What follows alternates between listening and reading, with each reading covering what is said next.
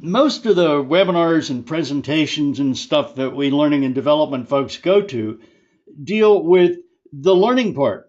And yet, if you've got knowledge, you have to learn it, but you've also got to remember it. So, what we want to do over the next hour is talk about the remembering it. How do we make things stick? What is going to let us keep it?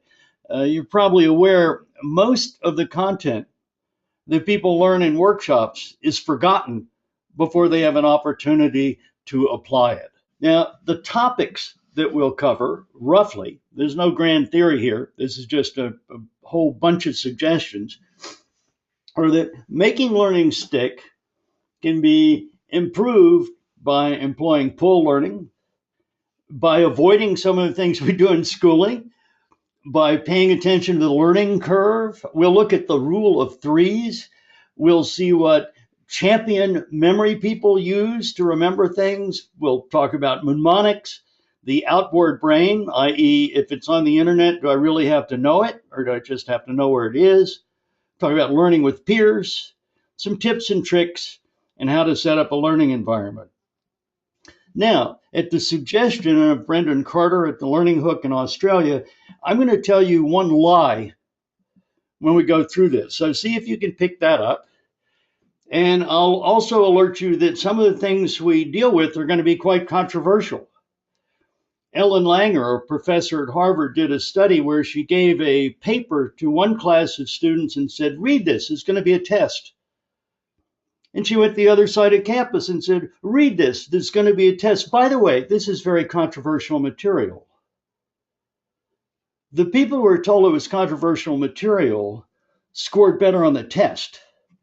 Why? Because uncertainty engages the mind. So this is controversial. Let's get engaged with it. Now, the first thing, if we're going to learn it and then remember it, is let's do the best we can on the learn it part. And often the best ways of learning these days are what's known as pull learning. The learner's in charge. I love to learn, but I hate to be taught, said Winston Churchill. And great learning is often driven by need. I've got to be able to do something. And since I learn it and then do it, it's immediately reinforced. And I learn just enough, not everything. I don't want to overload myself. And if I learn it by doing it experientially and with other people socially, that's a winning combination. Now, a not winning combination is to essentially imitate what happens in school, where often content, instead of being pulled in by the learner, is pushed on the learner. Many, many years ago, Xerox brought out a fantastic machine, this 914 copier. I mean, this was revolutionary. Before this, we had, mimeograph machines and spirit duplicators, things that smell bad. And the 914 was a triumph of optics, of computing, and of mechanical transport systems. But it was a very finicky machine. They broke down a lot. So Xerox built the largest training center in America. It's a beautiful place. That's a picture of it. And brought in every single 914 repairman in the nation and walked them through classes, and they left with fat binders, and they went home, and they never looked in the binders again, and they used very little of what had been taught at the learning center. Why? Because what was taught was what the engineers thought people needed, and they hadn't imagined that the machines were actually going to end up with sort of their own personalities and their quirks. And if you were working on Betsy over at General Mills, well, that machine had its own things, and you knew that you had to go to a certain place to fix it. The repairmen learned these things not from books and not from workshops, but from each other, from experience, and by drinking a whole lot of coffee together. Schools are shared experience. I mean, we're brought up with probably this crowd, 20 years apiece, of this is the way things are supposed to be learned. And we look to experts and classes and workshops, and we try to replicate it. But school's got a problem. It's protected from reality. It's not the real thing. Topics have been broken apart and reassembled where there's a whole lot of theory. My friend Charles Jennings tells a story. He was sitting for final exams when the lights went out. And the proctor came in and said, well, we're going to have to stop this exam. I mean, nobody can see to complete it, but exam period's all booked up. So I want you to come back in 2 weeks and we'll take the exam again. And you know what people said? They said, oh no, we're going to have to learn this stuff all over again. Well, it sort of makes you wonder if at the end of a 4-year experience, you sort of forget things in 2 weeks. And we shoot ourselves in the foot when we tell people, oh, you're a graduate now, because that signals you don't have to keep learning. You're through, you're done, you can go home. Now, let's see, we had a comment from Luis Estrada on his not so secret sauce, and it's to make things relevant, to always come back to the reality of the situation and deal with that instead of this. And these are some of the things I learned in school. I mean, I had to know the books of the Bible and the kings and queens of England, and it's all essentially memorization. And I look and say, well, hold it. What's in it for me? Now, we'll see if this is going to work. A little experiment here. But I want to show just a little bit of a video clip. And somebody write down in the chat box if this doesn't work at all or if you can't hear it. I find that education, I think it don't matter where you go to school. Italy, America, Brazil, it's all the same. It's all just memorization. And it don't matter how long you can remember anything, just so you can parrot it back for the test. And I got this idea for a school I would like to start. Something called the 5-minute university. And the idea is that in 5 minutes, you learn what the average college graduate remembers 5 years after he or she's out of school.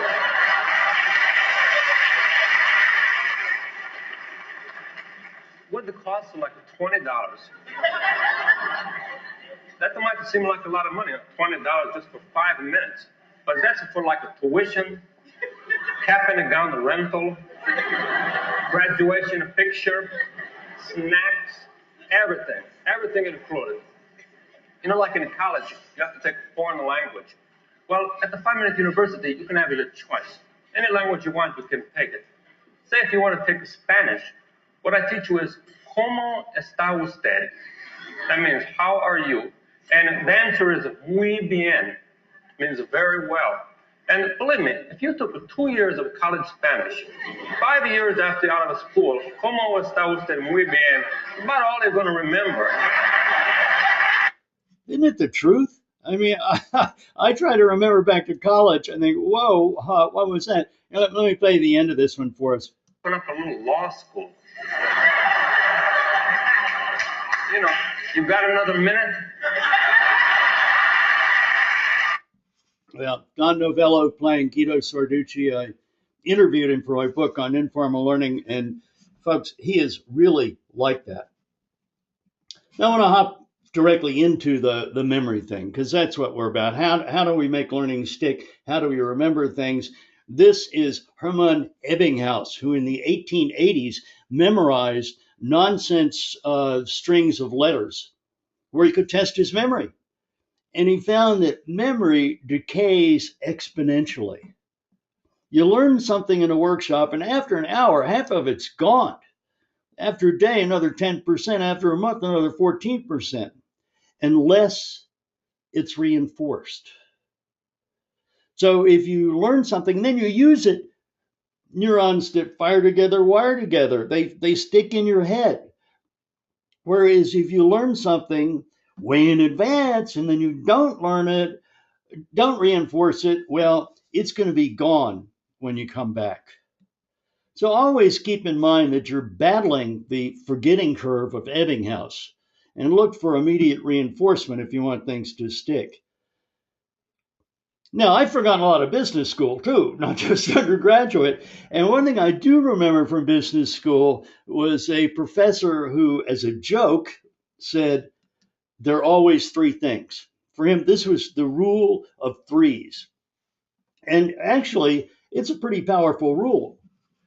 Because if we look, indeed, for anything, you have a beginning, and then there's a middle, and then there's a next part. But you know what we do too often in learning and development is we act like the middle is all that counts. It's the workshop, or it's the event, or it's the e-learning module, where really there are rich things that happened before and should happen after. For instance, Terry Scherer of ShareLearn says she keeps memories alive by people having go outside of the task, the classroom, the workshop, and find things and report on it. That might be a good setup for a workshop. In the beginning, the team meets in advance. They get to know one another. They discuss their goals. They say, why is this going to be important to me professionally? Then there's the quote learning activity, but then after that, there's an opportunity for reinforcement through an alumni network, by lunch and learn sessions, by brief recalls, by sending people email, by having information available on a wiki, by sending out updates. I mean, it's really this sort of thing where there are a whole lot of nexts that are after that learning event. Anisha Tyndale, probably mispronounced that, said to demonstrate the usefulness in social, personal, professional context. In this next box, use feedback. Tell people how they're doing with the things that they learned. Now, we're in the midst of an information tsunami. I mean, there's more information created daily now than it used to be created in a year. So how do we keep up with that? Well, luckily, you don't have to learn it all because the internet and other computing things have become our outboard brains. In 86, you had to know 75% of what it took to do your job. You had to have it in your head because you didn't have a cell phone close by and you didn't have a computer terminal. Well, now it's down to 2 or 3% of what you need to know is in your head. And what you need to spend time if you want to remember things is mapping where information's located so you can go find it. And Albert Einstein, when they asked him for his phone number, looked it up in the phone book. And they said, why? He said, well, I don't have to memorize something if I know where it is. 25 years ago, I had a very interesting man for a boss. He'd been a Baptist minister before becoming a salesman for Dale Carnegie. And he would hold information meetings in the evenings. And 60 people would troop into one of the meetings, and he'd have a copy of Time magazine in his hand. And as each person came in, he'd introduce himself and get their name, and he'd tear out a page of the magazine and hand it to them. And over the course of the next hour, as he was making his presentation, he would mention every single person by name and what was on that page of Time magazine. Because the magazine was fresh, obviously he hadn't sort of memorized an old Time magazine and kept using it. No, he could hold on to this stuff.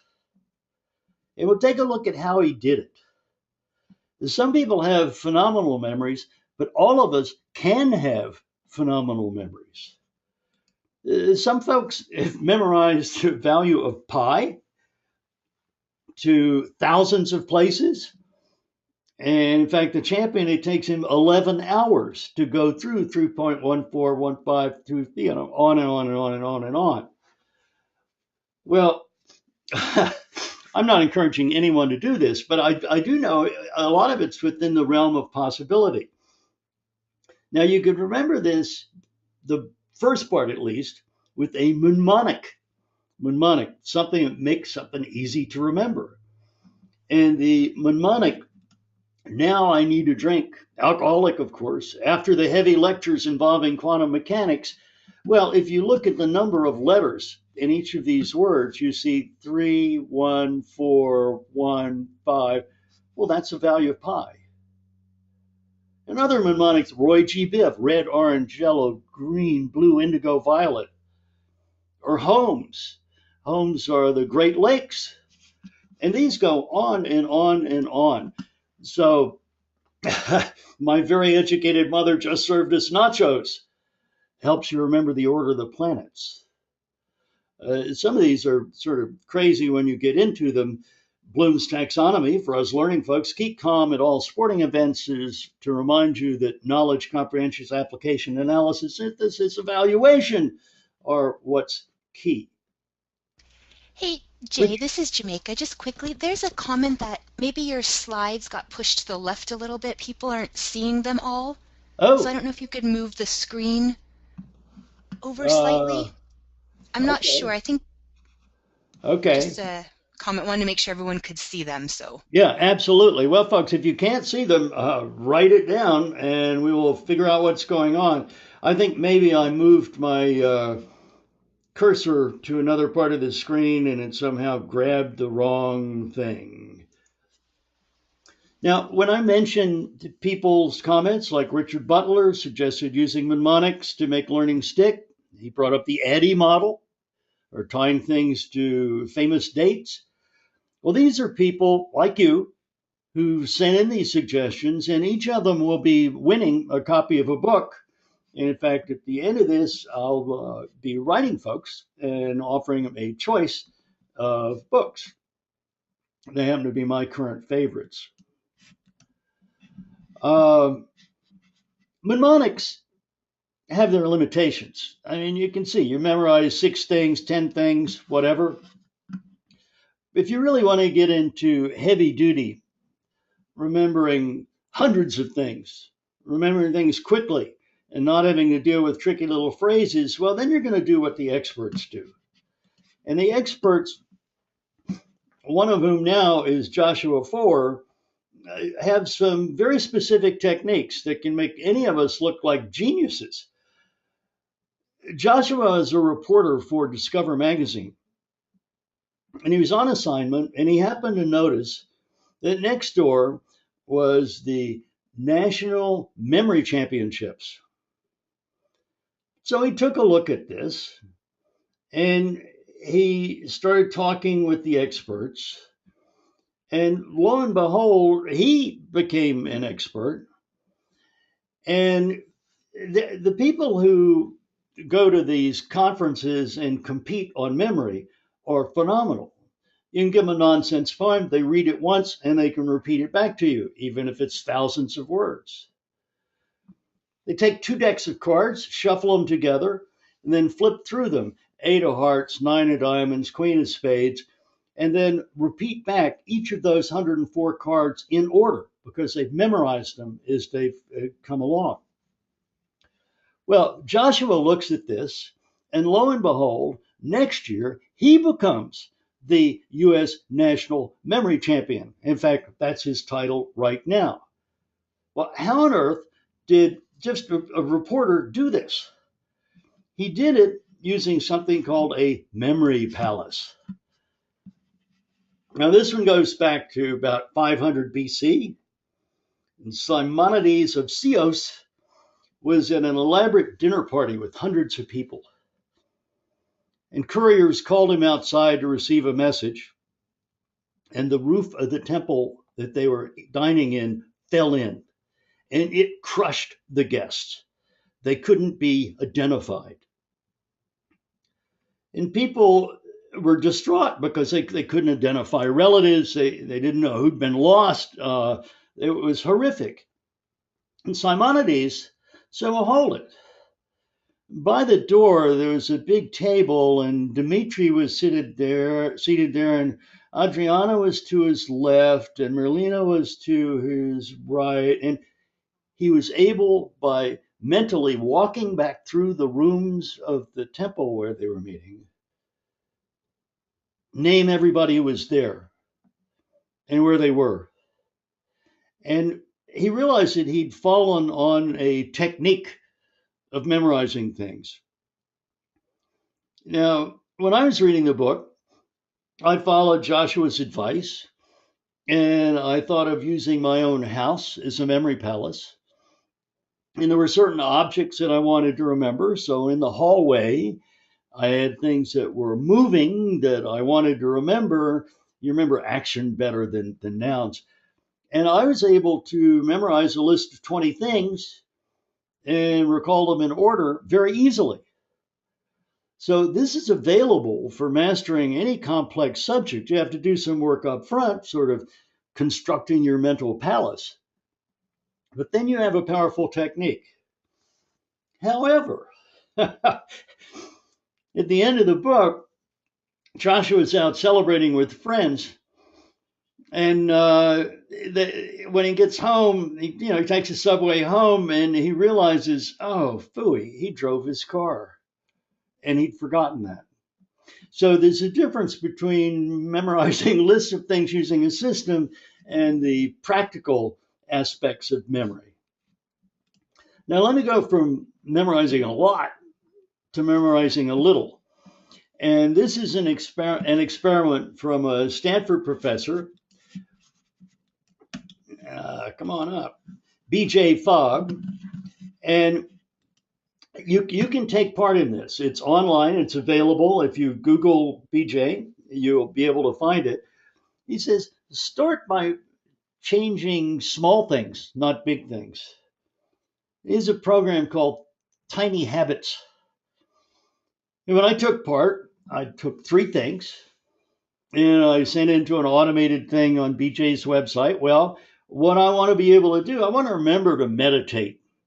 It's really hard for me to get started on that. So I said, every morning, you have to have something to kick off a tiny habit. Every morning, when I take a morning medication, I'm going to remember to meditate for 2 or 3 minutes. And I'd report back in an automated fashion to BJ. I did it. I'm still on board. And I'd get these sort of attaboy emails back, congratulations, glad you remembered, this is good.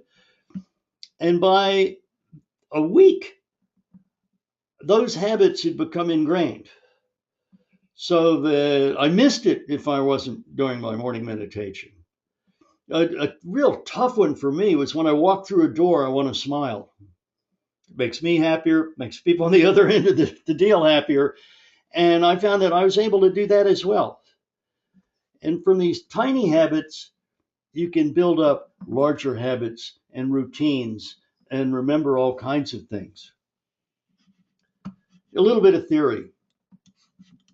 The magic number 7, discovered by Harvard professor George Miller, purports that plus or minus 2, you can remember about 7 things in short-term memory.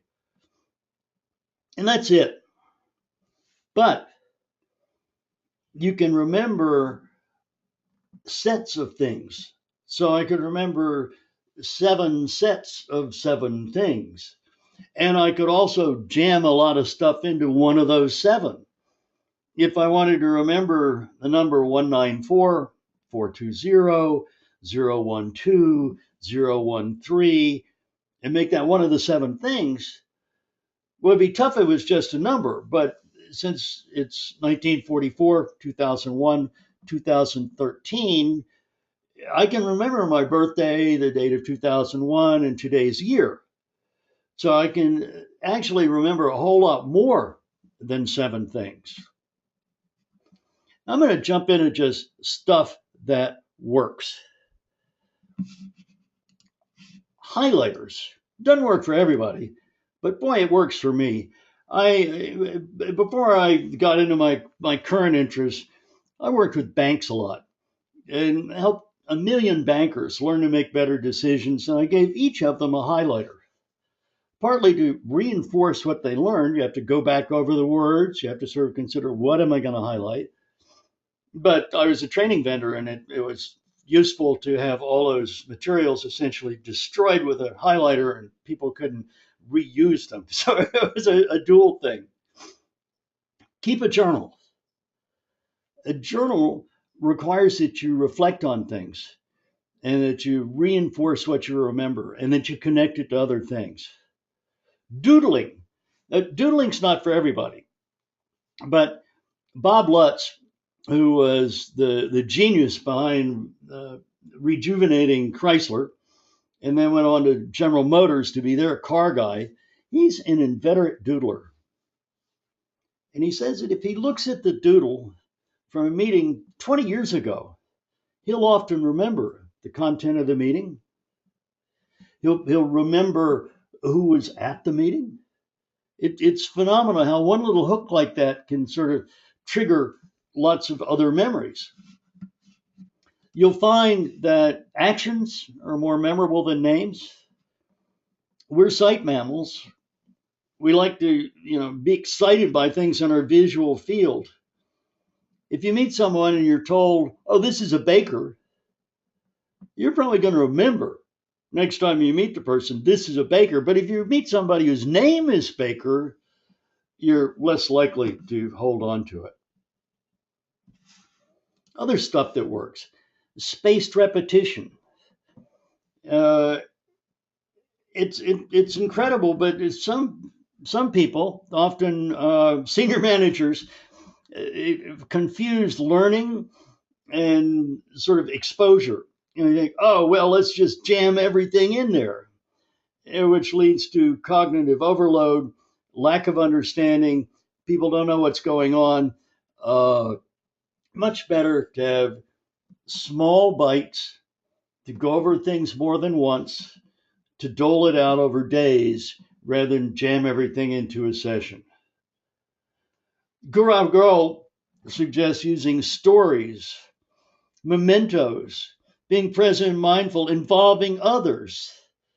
Dramatic stories are a wonderful way to learn things. Marnie Hathaway deals with service center representatives, and the key to good service is understanding the needs of the customer.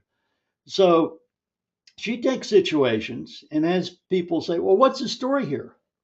What's the motivation that led to this customer situation? So you have analysis and thought around the story. Gwendolyn Anderson has people actually play different roles and to live the story, to create a story. And finally, if you write things down in green, you're much more likely to remember them than if you write things down in black. And I don't want you to remember that. That's the lie. So that's at least one lie that came up, and I hope you're still watching for others. Now we have a great example brought up in the chat. Regina Zerny says, my sister is blind and a college graduate professor. She places her lectures in different parts of her house. If she has 8 points to remember, it's in the dining room with 8 chairs. Other times, one of the chairs is removed from the table. It works well. Well, that's fantastic. A memory palace in action, if you will. Looking at connections improves memory. I mean, I don't know about you, but if I'm writing a brief story, I first do a mind map where I can see the connections. And the connections improve my memories of what's going on. Something I've only started doing recently, but I find it works for me, is if I'm learning an area, I curate that area. I should have pulled one down on happiness, which is something I'm looking at closely. I think emotion and learning are wrapped together. So I receive pointers to articles about happiness every day. And I go out. You can find all this stuff on my website, jaycross.com, if you're interested. And I make comments on those articles. And I reflect, well, is this true? And what else do I know about it? And what are the connections and this type of thing? It's the old thing that the teacher always learns more than the student. And boy, I find that curating something, I learn a lot from it. It's similar to keeping a blog.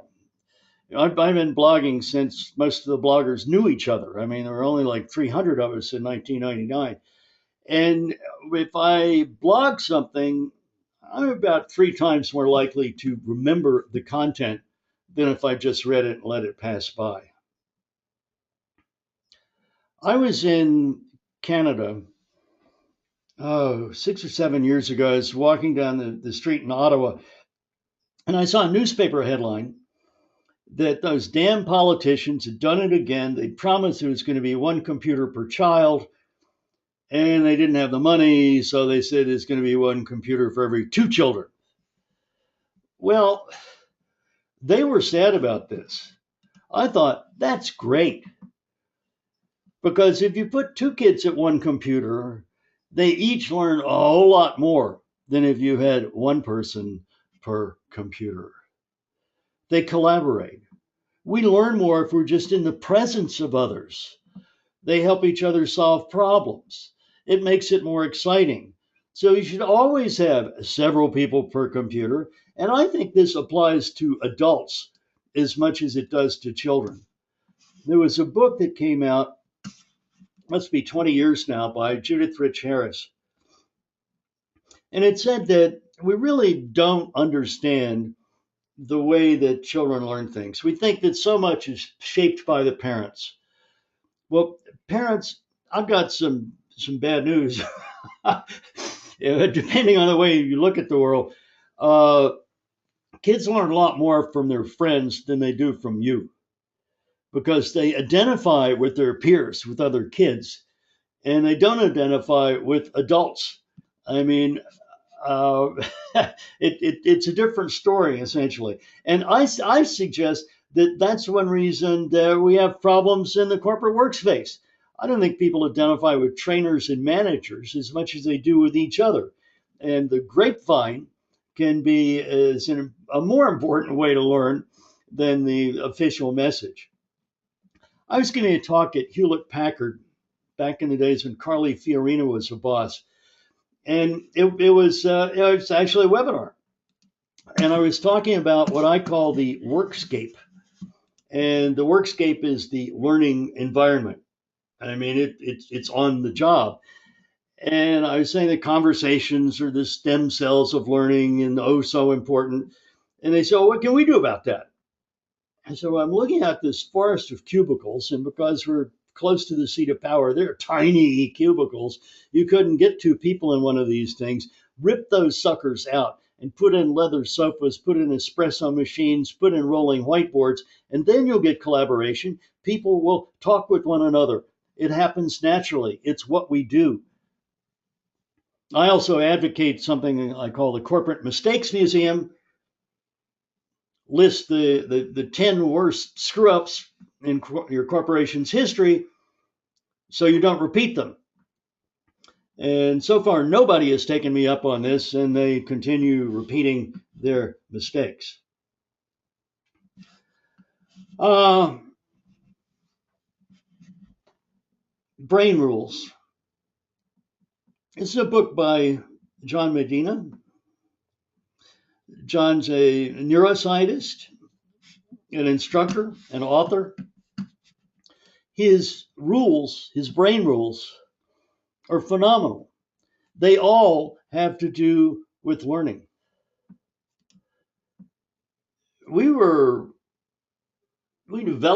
Humans developed outside, walking, always moving. And somehow now we think it's better to be closed off in a dark room in rows and stuck still, not moving. And that's totally crazy.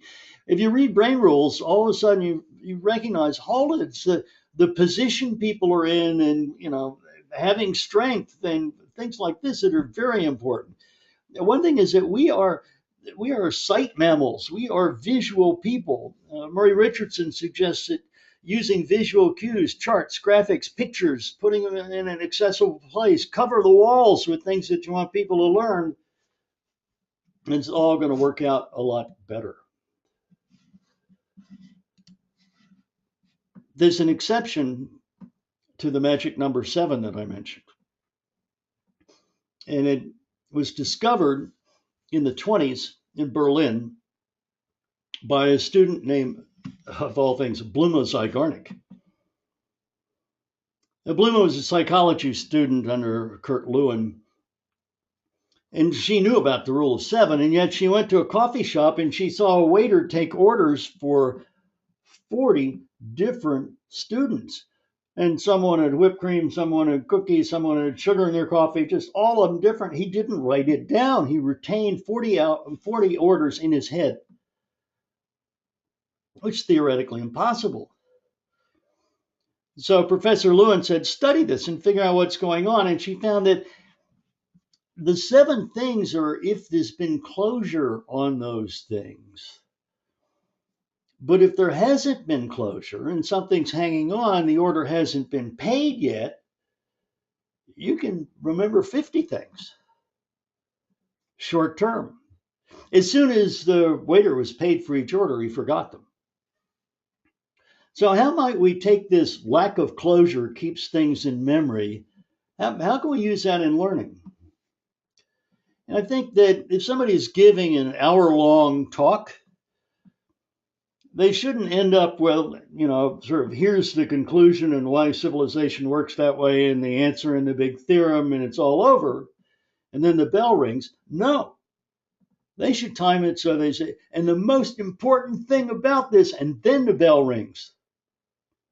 And everybody's intention. I've done this to people and had them come back and say, my God, I was awake all night trying to figure out the end of the story or the end of the talk. So we're almost through here, and I'm going to hand it back to Jamaica.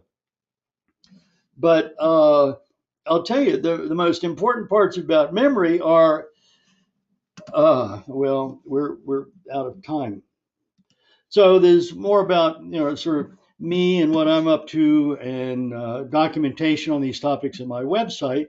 I am going to change presenters and hand this back to Jamaica, who's going to talk with us about a number of other things and maybe even have an additional prize.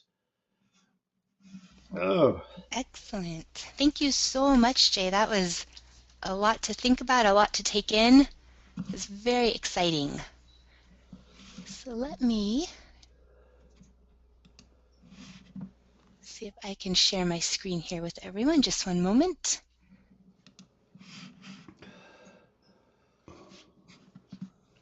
So folks, we're just switching over here. Yes. So,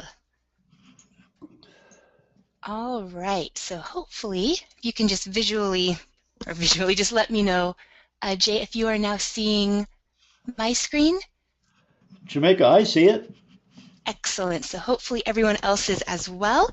So again, thank you so much, Jay. That was fantastic. And we're going to switch gears here just slightly and talk about how to put into application some of the things that Jay just shared with us to see how we can do.